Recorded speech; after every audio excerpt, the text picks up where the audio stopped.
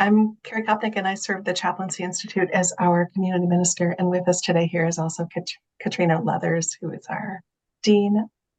Um, and then I'll tell you the rest. We're so glad to have you here for ChI Talks.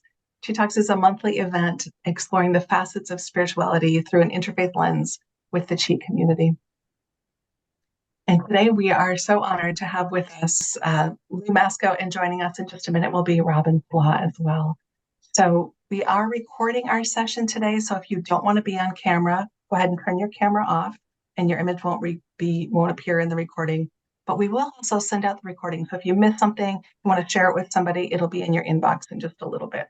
Katrina, would you like to share a little bit about what the Chaplaincy Institute is? Or happily. I'm always happy to talk about ChI. So, as many of you know, of course, the Chaplaincy Institute is the oldest interfaith seminary currently existing, still existing in the United States. We started doing this about 24 years ago, training people to be interfaith chaplains and ministers, as well as a little later, like I think maybe 22 years later, 22 years ago, started training people to be interfaith spiritual directors. And we currently do that. We also endorse people who have been ordained by somebody, by another someone who has been previously ordained by a denomination, a religious affiliation that they're part of, but no longer is participating in that. They may come to ChI for endorsement and to become part of our interfaith clergy group. And we have a lot of those students lately coming in from previous ordination, which is really interesting. I think the interfaith approach is becoming so clearly desirable. And in this world where people are so increasingly diverse, religiously speaking, that interfaith is becoming more and more important. So that's what we do. We're mostly a remote seminary, and we are more than happy to talk to anybody who's interested in hearing more about it. Michelle Gantz is our admissions manager, and she or I are both totally available to talk with you, answer your questions, and you can come to an open house on the first Tuesday of the month and hear all about our programs more than we'll do tonight. So if you're interested, just let us know if you want to know more. I think that was it, Carrie. Did I cover all the points? Yeah, I think I so. think we could talk for the whole time, so we better. Totally. I do want to say, though, that ChI clergy have served in many ways in many parts of the world: Mayo Clinic, Johns Hopkins, San Quentin, and as one of our retired clergy likes to say, in line at the grocery store. So if this is something that you feel called to spiritual leadership, um, I hope to see you in our classrooms real soon. It's a wonderful place to be. Okay, let's take a moment to talk about today. I'd like to welcome Lou Masko, and we'll be joined in a little bit by Robin Slaw, who I don't think is here yet, just finishing up our CPE cohort meeting. Thanks so much for being with us here today, Lou. Lou has been a ChI student since 2020. She's been an engineer for more than 30 years, building roads and bridges, and passionate about climate change for decades. In her practicum, she has been searching I'm reading. She has been searching for ways to weave together spirituality, engineering, and climate change action, becoming a walker between the worlds. Lou reached out to more than 30 groups offering to be a volunteer as an eco-chaplain, but few responded. Then the Maui wildfires hit. Lou had lived on Maui for 10 years and immediately wanted to find a way to be of service. Hear her story. Today we'll hear her story about how the climate crisis disaster response has now become her calling and direction. And Robin Slaw, who will be with us in just a short while, has been a ChI student since 2020, coming to ChI after 17 years as a religious educator and more than 30 years as an educator in general. Building a better world has been her mission all her life, and she has advocated for the earth since she read Silent Spring by Rachel Carson as an adolescent. Today, we'll hear how Robin has used the week to motivate colleagues to work toward realistic solutions that we can implement to make a difference. Thanks so much to both of you for sharing your experience as rookie chaplains today. And Lou, I'm going to turn it over to you, and I'm here to be tech support. Thank you. Thank you. So many of you have heard my story from, almost day by day. Lauren is my brilliant practicum supervisor. And Katrina, you hear me every Saturday. And Leah's in my cohort, core comps writing cohort. So I really appreciate you all showing up. Sally in our chaplaincy group, Eco-Chaplaincy group. So so many of you, this is a repeat. So thank you for showing up. I would like to start with just a couple minutes of a video which I used to write my core comps by, and it just gives us a different perspective of our planet. So let me share that.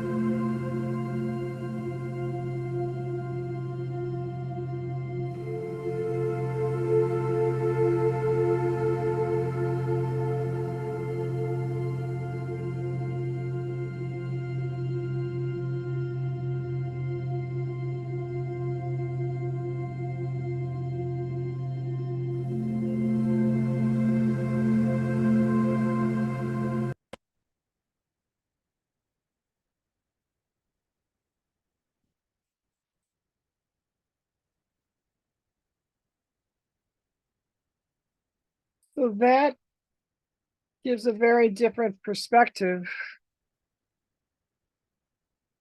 You don't see any borders, and you see that little thin blue atmosphere. So I love seeing that from that different perspective. The one quote that some of you have heard many times, particularly in the Saturday Circle, it was New Year's Eve, one of those daily meditation quotes that many of us get. And it has stayed with me all year. And it says, honor the space between no longer and not yet.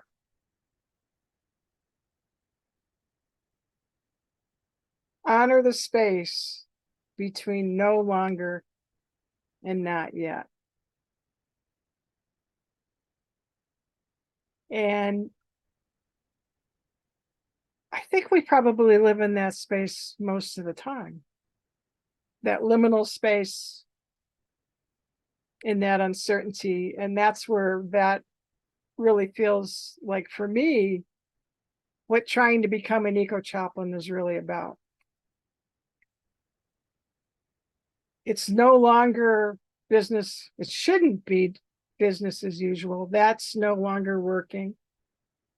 But we're not yet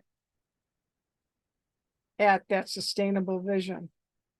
So that's the landscape I feel like I'm walking through. And another thing I hold on to is Pema Chodron. I love Pema Chodron's writings.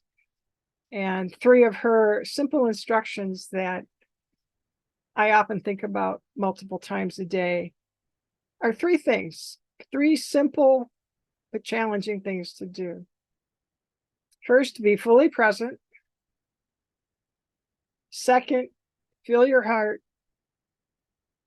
And third, engage the next moment without an agenda. And that last one, engage the next moment without an agenda, is a daily practice of surrender for me. And that's a hard one to do.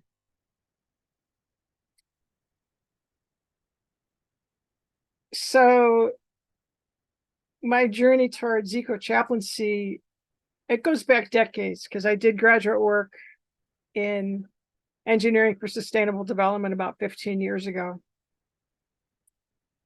Came out of that, I had 25 years as an engineer. I had a killer resume. My graduate degree was from Cambridge, so I could not find a job. And I came to California, I sent out 200 resumes. I didn't know anybody here, and I could not find a job, which was depressing as hell. So I went back to my day job, going back to building roads and bridges, which I'd done 25 years at that time. So now I'm 30 plus years building roads and bridges. And then found ChI in 2020 at the end of the pandemic. And I knew right from the get-go that I wanted to be an eco-chaplain. And the first class I took was Lauren's, was the eco-chaplaincy class. Then when it came time to start my practicum a year and a half ago in May of 2022, it's not like you sign up for the Eco-Chaplaincy CPE and then just step into the program, you show up and you do your hours and you're done. If only, Lauren, we are going to someday soon hopefully have something more formalized for that. So it's been a brainstorm back and forth with my cohort, with Lauren, with Katrina, with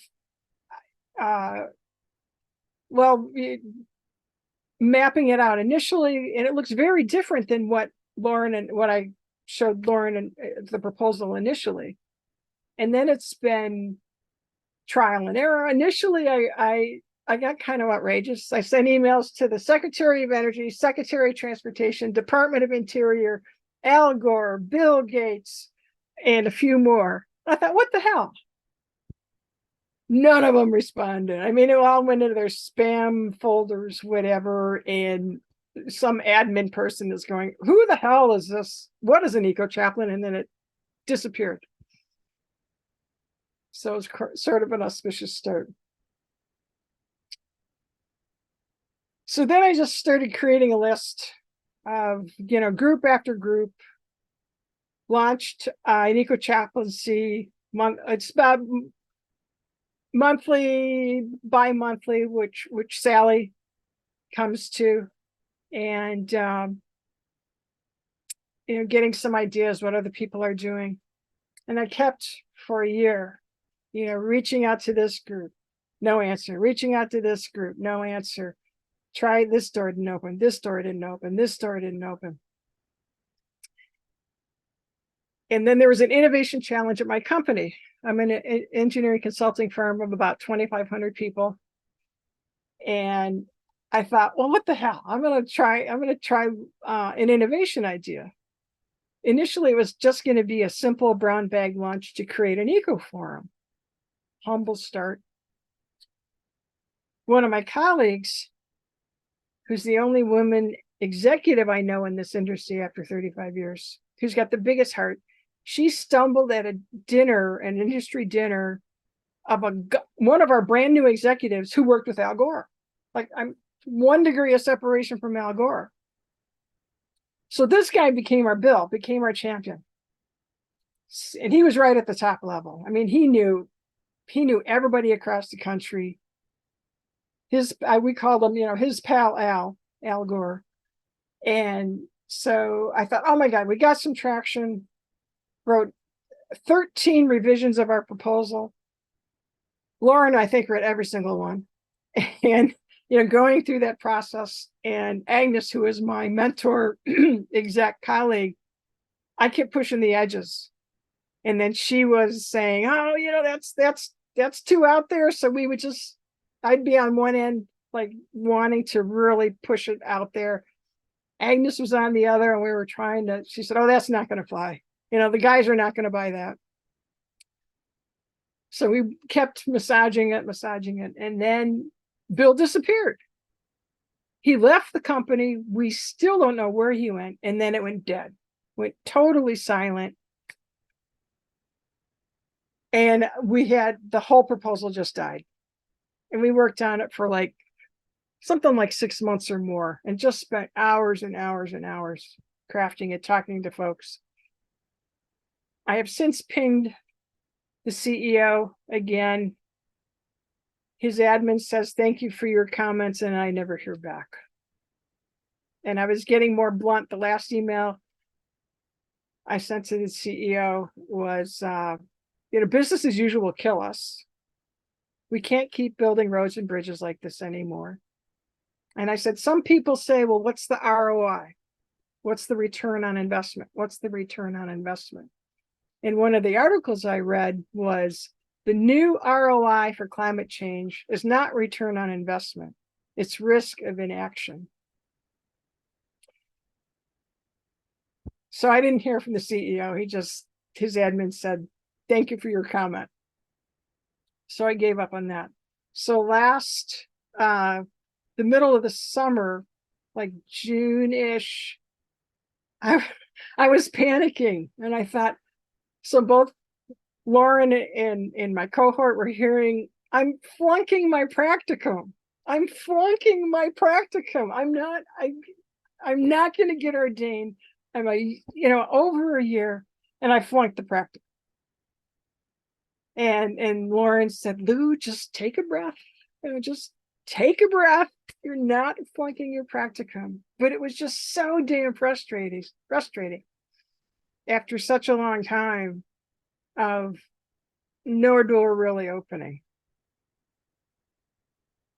And there were two groups that I got a little bit of traction. One is the Climate Reality Project, which is an Al Gore group. And I got involved here in the Solano County, but it was very political action. And then the other one was Quaker Earth Care Witness. And one of the women there, I just casually mentioned in one of the monthly meetings that I've rewritten the 12 steps for eco recovery because I believe it's an addictions problem, that we're addicted to consumerism. So she contacted me, and we've had a couple meetings about going through the 12 steps. And then I was also pointed to CPA-NA, which is Climate Psychology Alliance North America. And that they did training in climate cafes. So I took training in climate half day there. And CPA, because it's they're licensed psychologists, social workers primarily, I thought they might be a little snooty. And they weren't. I mean, they've been very inclusive, very embracing, surprisingly. And then the Maui fires hit, August 8th. And I lived on Maui for 10 years. My ex is still in our house up on Makawao, up the volcano, so she was safe. But I immediately wanted to do something.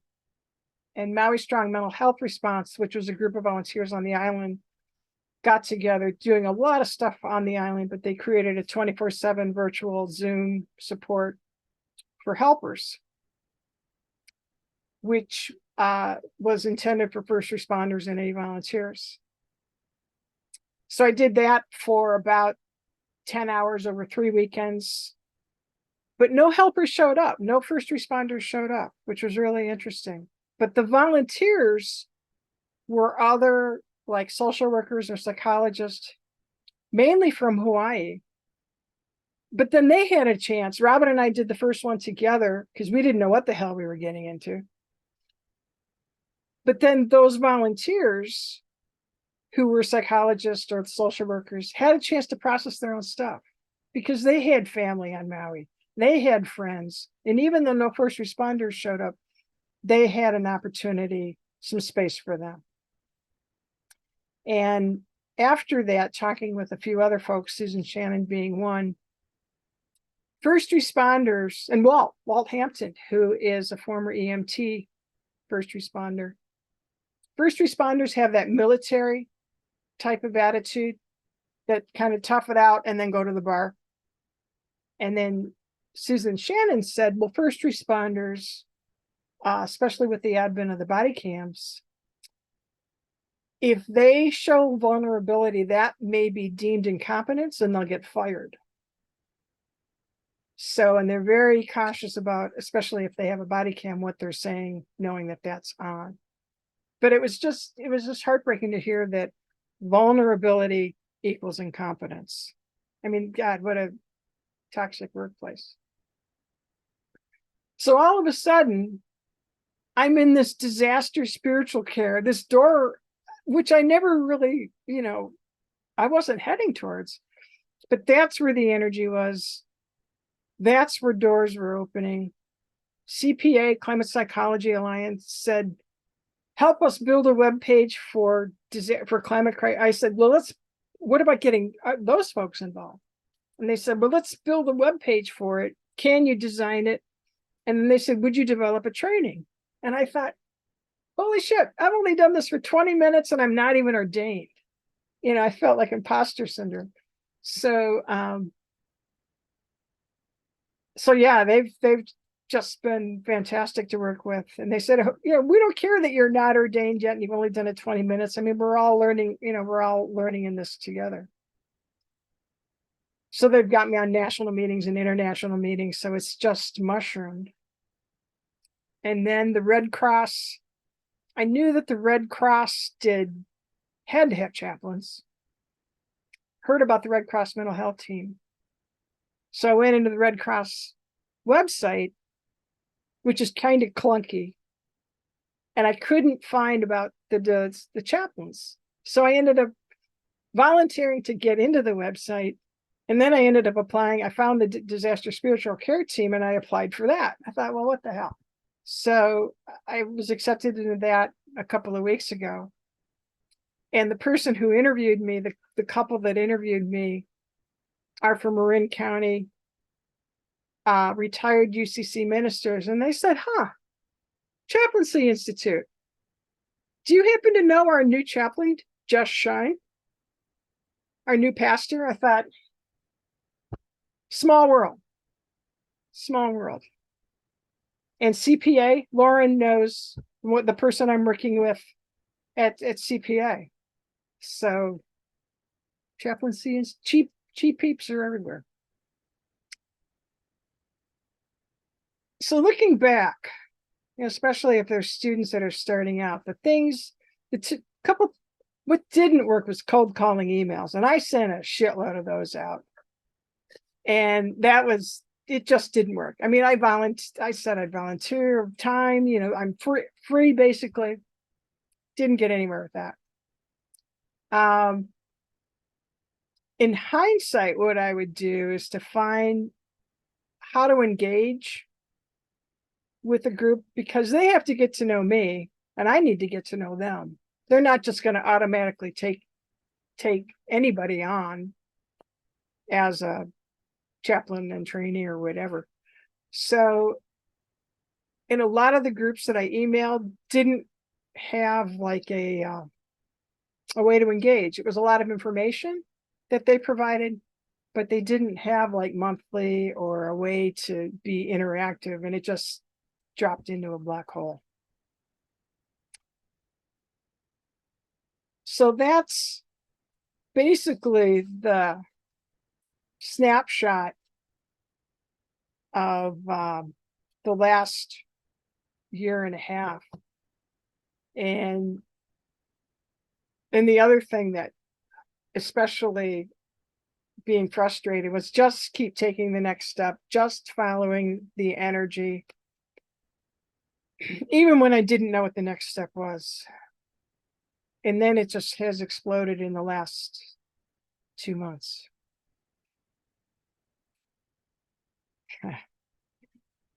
Thank you, Katrina. So I would like to hear from all of you about your experiences with eco-chaplaincy and how can we keep pushing this forward?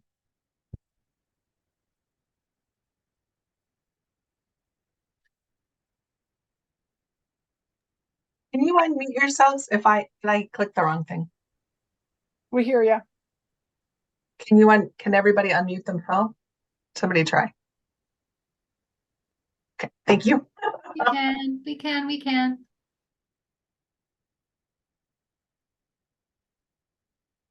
Well, I'll unmute and say, wow, Lou, there are pieces of that I didn't know. I'm thrilled. Yes, exactly. I'm thrilled for you personally, and I'm thrilled for the world to get to receive you and benefit from all that you're doing. I'm thrilled and I'm proud and I'm excited. And my question, I think, for you is with my community that I'm building, that's one of the things that I listed as a possibility to explore is just not only what chaplaincy and ministry looks like, but how we as a community who are, formed around our shared experience of still having practices of COVID care and caution. That's what my community is. And yet there's so much overlap because I think everyone who has joined so far is on the same page as you and I are. And what I had been considering was, should we run the week? Should we do that together? And I'm curious, so I am curious to hear about that eventually. But also just for people who are already thinking that way, what's the next thing for us to do? I mean, I know my spiritual focus with these folks in that regard, but then what's the next thing? So if you have ideas about that, I'd love to hear them. That's a really good question. I think that's something I struggle with individually, let alone in a community. There's so many different directions. What's the vision of your community? Is it to be more like renewable energy, sustainable?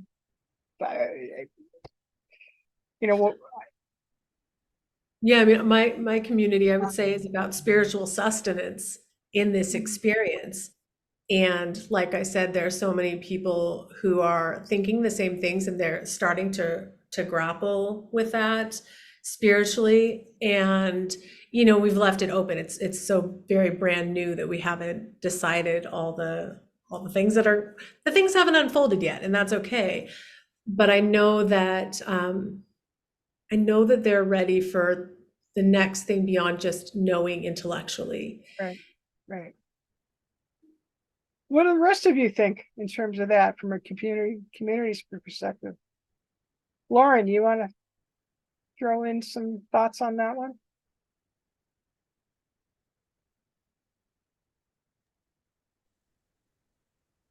I just am dazzled over and over again by the many ways one can be an eco-chaplain. It's true. We see this at the Chaplaincy Institute all the time that, there's the one who really wants to preach, and there's the one who really wants to accompany people in the streets, and there's the one who feels really called to the species that aren't humans. And so we get to follow the thread of where we're called. And maybe that's true in our communities also, that Leah, you're feeling some sense of maybe my community would benefit from doing the week. And I think we're segueing there soon. And maybe out of that, there would also be an expressed interest around, I don't know, restoring the degraded vacant lot in our community, or, but in a very general way, I think that when we restore Earth, we restore people, and vice versa. There are a lot of ways to do it. And I'm sure everybody else here has other thoughts that they would offer too. Yeah. I like your idea though, with the vacant lot and just making that micro even for individuals of what's one small thing that we can do. Maybe that's the action, that's the action piece of this week. We're all going to do one thing and we're going to share that. I love that.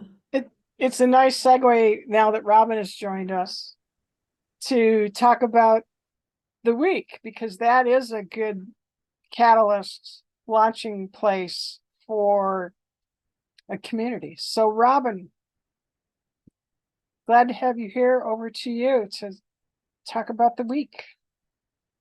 Okay, deep breath. Part 5 of my day.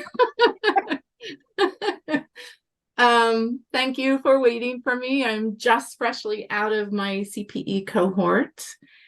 So the week. I actually ran into it because Lou sent me a job posting when I was looking for work. So I was like, okay, I'm going to go check this out. And I was intrigued by the position. I was intrigued by the entire concept of what the people at the week are doing. And so in order to understand what the process was like before I applied for the job, or as I was applying for the job, I ran the week. Very quickly, I said, hey, I found this thing to a bunch of my religious educator friends. I want to try it. Who wants to do it with me? We have to do it this week. Sorry for the late notice. So we did it 3 days in a row. And I was profoundly moved by the process that the people that I was with and myself went through in the space of those 3 days in a row that we went through the week. And that has continued each time I've run it. And I know I've said this to Lou, and I probably have said it to Katrina and Carrie too. I've kind of made a commitment at this point that I'm going to try to run the week once a month in my own life, inviting whoever I can get together with. So yes, thank you for putting that up, Lauren. There, she put the link to the week up, and I encourage you after we're all finished to click on that link and go and look at it. This is what it is. It is a series of 3 workshops that this team has put together to activate people to take action for climate change. And it's based on the model theory U, and the model theory U was built for the purposes of activating people, getting them to take action. And so the first day is a really hard day. And I can't emphasize enough, it's a really hard day because they explain what's happening to the earth and what our planet will look like by 2050. And if you're a person who's been caring about the environment and paying attention to climate change, nothing in there will be particularly surprising to you, except maybe some updated numbers that you're not aware of. But it's powerful because it puts it all together in a solid hour of these are all the things that are going to happen to our planet in the next 27 years. But you can't stop there. That's only the first day. It's an hour-long video, and then you have half an hour to an hour of discussion. And that first day of discussion is, this is horrible. Like, I'm devastated. What are we going to do? And so if you're running this week, you encourage everybody to come back because it gets better. The second day of the week is about starting to build hope. And so they talk about some of the things. Well, first of all, they talk about how did we get here? Like, why, what has been going on to bring us to this point? And then what do we need to do to get us beyond this point, to turn things around? And they start giving examples of things that are already happening in the world. And so they're building hope, they're building hope, they're building hope. The third day, though, is the day where they really do everything they can to activate people. And the third day is stories of people and the changes that they have made. And some of them are small and some of them are tremendously big. Like there's a guy who makes carpets that just completely redid the way he makes carpets so that it's a closed system of recycling forever and ever. Like there's no pollution, no damage to the ecosystem that's coming out of this factory. And like he just had an epiphany and said, I have to do something, and completely redid it. And the interviews of the people that work for this company, they're so proud of themselves because they know that they're making a difference. So it's also about community building. And if you're following Lauren,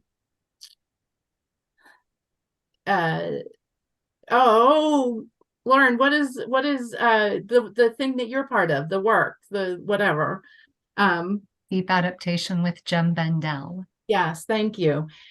That's part of it, right? Is building community, because if we can't change things around, we have to be in community in order to survive. And so beyond what are the changes that we can make right now that can make a difference, sometimes small, sometimes profound, how are we going to build community so that we are with people, so that we have a chance of surviving if we're not able to turn it around? And so that third day ends up becoming so hopeful. And I think the part that I want to tell you about that really made me love this process and commit to doing it every month was that every time I have seen people commit to making changes and they've done it. And so the very first group that I did it with, the 3 initial religious educators, I went back to them when I actually got an interview for a job. And I said, so I'm just curious, it's been a few weeks. Like, what have you decided to do after going through these 3 days with me? And all 3 of them had already started implementing things. One of them was deep into plans to start a shop in her church basement, a repair cafe. Yeah. One of them had made a commitment and had already arranged a whole bunch of series of the week to do in her congregation, to at different times of day and different days of the week, to get as many people involved as possible. And I forget, I spaced out on what the third person did, but she also had started specific plans. Me, I still haven't done it yet. I'm forgiving myself because it's been a little bit intense, but I was inspired I found out that my county has a tree program. They're trying to do the carbon pull down by planting as many trees as possible. And so they're planting free trees, and they will maintain those trees for a number of years so that you don't have to worry about, are they getting enough water, or do they need pruning, whatever. And I don't have a big enough property for them to come in and plant them on my property, but they do the verges of streets. So, between the sidewalk and the road, they will come, but you have to get permission from all the neighbors for them to be able to plant there. So I've committed to myself, I am going to, now that it's not hot anymore, go out with my piece of paper and start knocking on doors on weekends to say, hey, there's this thing the county will do. I really want us to do it on our street. Because I live in a pretty somewhere between suburban and urban area in Baltimore County. And there are no trees on my street. There are very few trees on my street. And we need trees. So I want to get trees planted because it's going to help the earth. It's going to help us keep our houses cooler. Once they grow big enough to shade us, it'll keep the houses cooler in the summer. But that's what the week is. And if you go to the link that Lauren put up there. There's a little 2.5 minute or so video that does a little bit more explaining about what the process is. But come, because I think Lou and I are going to continue. And I saw that Katrina just said she was trying to get a group going. Come to a group, do the week, and then maybe think about offering the week yourself. Because I want to do the little drop the pebble in the pond and watch the ripples grow. Because I think if each of us, after we've gone through one of the weeks, if each of us commits to inviting some of our friends or colleagues or whatever to do the week, and then each of them commits to doing it, right, we can really make this thing spread. And more than anything, it's the sense of hope, realistic hope, because boy, we found out how bad it could be, but realistic hope that we can still make this thing turn around and make a difference. That really is what I love the most about this entire process. So that's what I prepared to talk about. What kind of questions do you have? Some of you have been through the week already. I'm glad to see you here. And Robin, Jesse's the one who was interested in the repair cafe and wanted to connect with your friends. Okay. I will. I'm sorry, I was away for the weekend at a wedding, so I will pull that out and get it through Lou to you.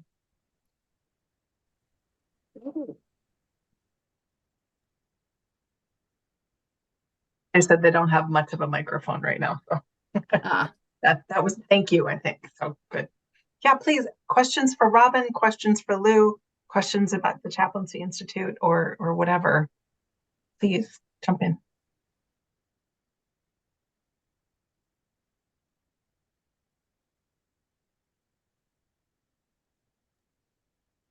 Hi, I'm Rio. I'm an alumna, and I'm looking forward to coming to the week with you, Katrina, in mid-November. So I'm very happy to do that. I just came back from a trip to Northern Nevada to see the Ring of Fire eclipse, which is why I missed the new moon gathering, of course, but it was quite an experience and quite beautiful, and mostly just seeing that part of our continent, which I had never seen. So fascinating, that area of the Great Basin where the rivers don't go to the sea, they go underground, they create marshes and hot springs and all sorts of interesting things. So that was really, so I am very much nature oriented and earth oriented. I'm not sure how to put that into practice, but I am reaching out. So that's what I'm doing. And I have always appreciated being in the first Eco-Chaplaincy class that Lauren gave. So thank you, Lauren. That was amazing. Yeah. So thank you, everyone.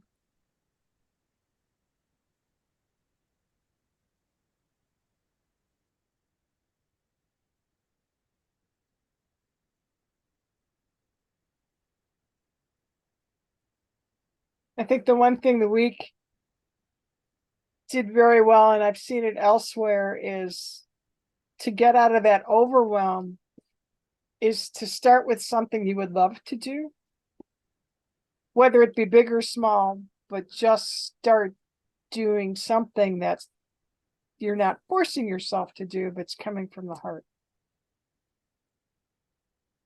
And then that critical mass, as more and more people start doing their part, however big or small, I think that keeps that critical mass continues to grow.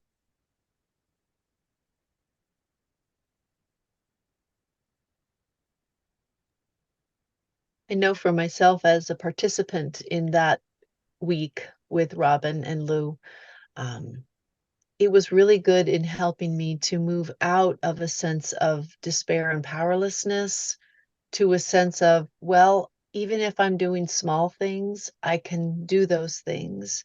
and I can start talking about it everywhere I go, more or less. And really holding that idea that the antidote for despair and not feeling able to do anything is connection and action of any size. You know, telling my mother about it, and she's like, "Oh, I could reuse my plastic bags." I'm like, "Yep, you can, Mom."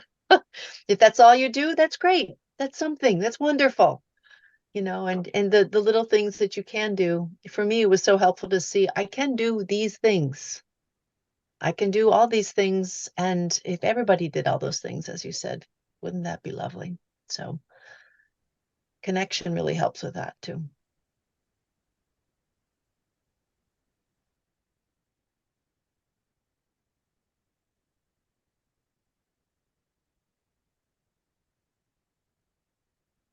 I guess I should add the reason they call it the week, you should know this if you're going to try to do one, is because they want you to do all 3 of the sessions within the space of the week.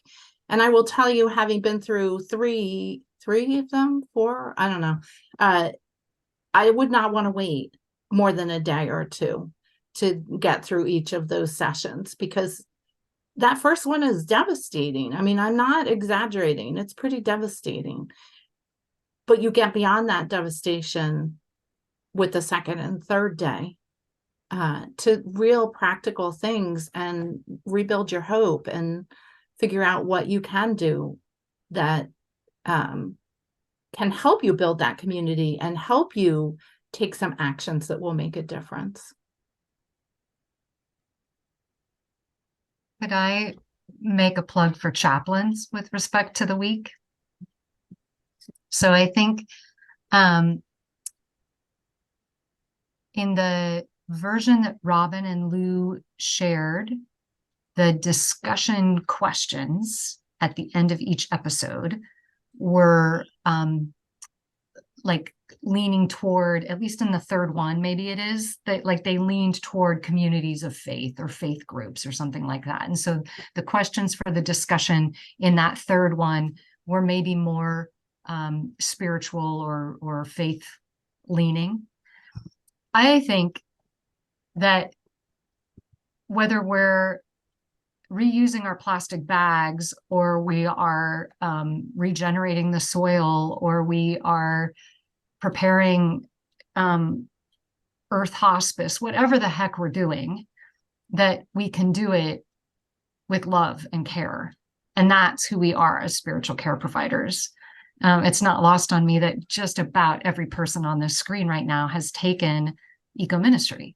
I love that you and I have walked through those days together, talking about how much we love our planet, and how frustrated we feel that so many people focus on the people, and that when we put people at the center, we miss all of these other things that we can love so well, right? So as chaplains, there's just this open-ended invitation to show up with our love and our care. And so even when there's something as secular as the week, how would I chaplainize this is like an invitation. And same thing with Lou, right? Like talking with these psychologists, and now they're saying like, oh, but Lou, like, what's the spiritual care training? And Lou's like, but you know how to do it. You will bring it, Lou, because you can show up with your love and your care and chaplainize it.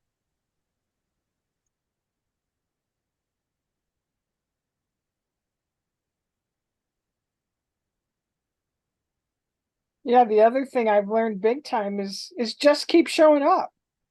Just keep showing up.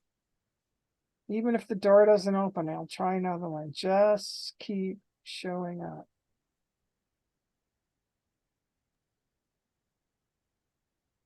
Do you want to share, even though your mic's not perfect? Okay.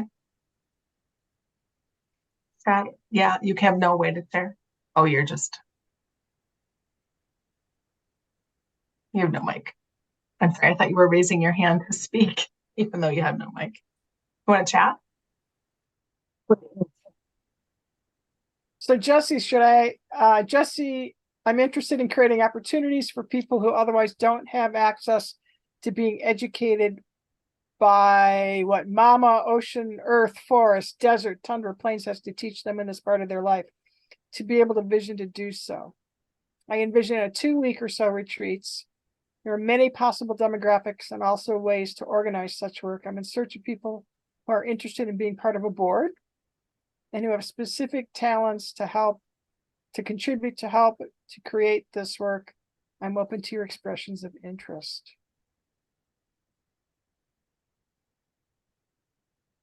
Who otherwise don't have access.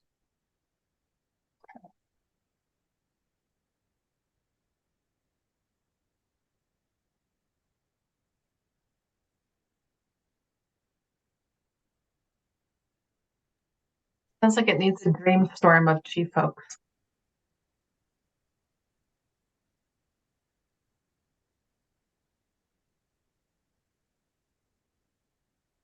Poverty, burning out activists, people transitioning from prison, et cetera, et cetera, et cetera. So do you want to put your email address in the comments and then people can reach out? Jesse, the next Eco-Chaplaincy meeting, I haven't picked a date yet. In November, we can make that the topic. If you would like.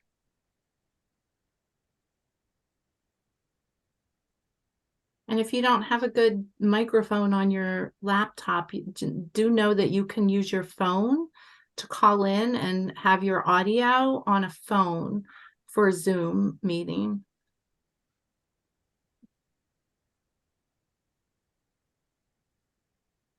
Yeah. Well, and this is how magic happens at ChI, right? Somebody says this, or Lou says that, and then Jesse says this, and Robin says that, and then Sally stirs it up, and then this is how it goes. So may that be so, and may it come to be. And if not November, then maybe December or January. Figure it out. So I have a question. If somebody were watching this video on our YouTube channel months from now, and they were like, what is an eco-chaplain? I wonder if we can popcorn, because I think that there are many different kinds, but maybe everybody share their vision of what an eco-chaplain is, or some of us share our vision, if you'd be willing. I still don't have my elevator pitch down because I get that question quite a bit. Well, I can say why I joined Lou's cohort of eco-chaplains. It's because I really care about the earth. I have for many decades, and I think that people feel helpless and they don't know what to do. And so that's the ministry that I can bring to them, right? Is to listen to them, to help them find resources, to maybe do some brainstorming with them, but it's a way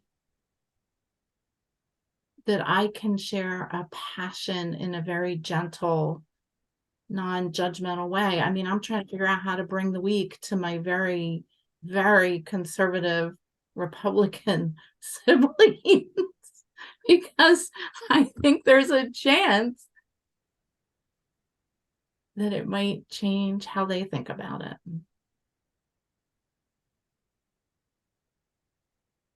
And I feel like a walker between the worlds. And as Victoria Lures said, the edge walker.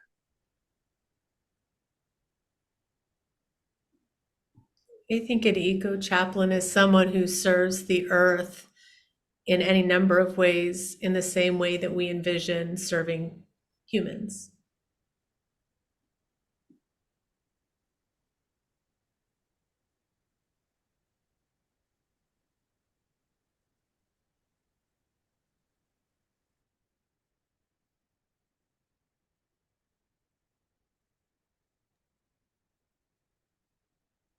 I think animal chaplains are a version of eco-chaplain too, if I don't say too much.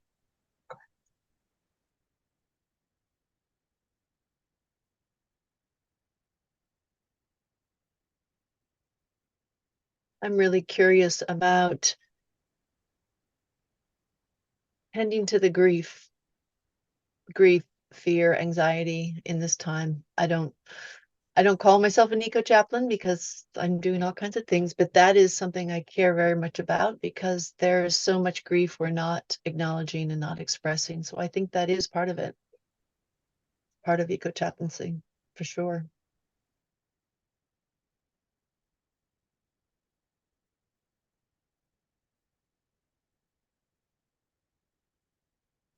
Eco means home. Mm. So an eco-chaplain is celebrating and tending and caring for home.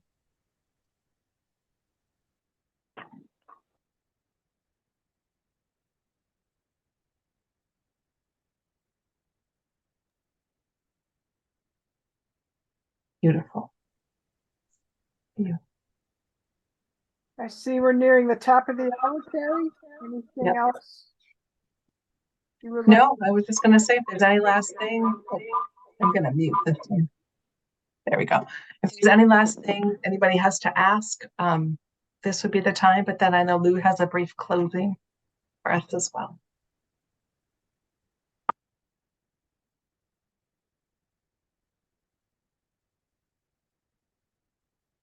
Hi, this is Jessie. I just wanted to thank you for this.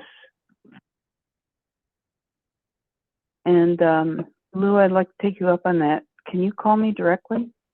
Yes. Great. Do you have my number? You see it? I will connect you too. Okay, thank you. Thank you. Let's not give it out on Zoom. I got your email, Jessie, but not your phone. Okay, good. And thank you. Thank you for convening this, Robin and Lou. This is good. Ria, thanks for coming. I see that you have to step away. Yeah. Thank you so much for being Thank you here. so much. Good to see everybody. Well, and thanks everybody for coming. Stay long enough to hear Lou's closing, but deep Yeah, thanks it for was everybody great. for coming and being with us. And I hope to see you next month. Thank you. Thanks. It's good to see everybody. Yes. So I'd like to close with Joanna Macy's Active Hope. Active hope is not wishful thinking. Active hope is not waiting to be rescued by some savior. Active hope is waking up to the beauty of life on whose behalf we can act. We belong to this world. The web of life is calling us forth at this time. We've come a long way and are here to play our part. With active hope, we realize there are adventures in store, strengths to discover, and comrades to link arms with.